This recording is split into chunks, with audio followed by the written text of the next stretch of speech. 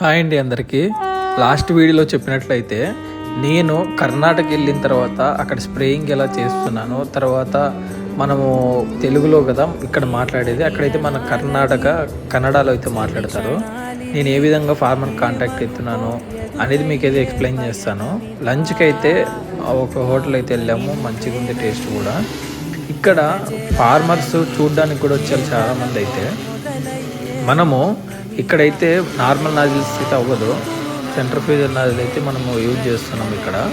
ఎందుకంటే సెంట్రిఫ్యూజల్ నాజిల్ వల్ల మనకు లుక్ బాగా వస్తుంది చూడడానికి, తర్వాత మన స్ప్రేయింగ్ కూడా మంచిగా అవుతుంది. ఫార్మర్ అయితే మంచి సాటిస్ఫై అయ్యారు. ఇక్కడ ట్రీస్ వచ్చి 25 మీటర్స్ హైట్ అయితే ఉంటాయి. ఒక్కసారి మన దగ్గర నుంచి డ్రోన్ ముందుకు వెళ్ళిందంటే మనకైతే కనిపించదు, చాలా రిస్క్తో కూడిన పని.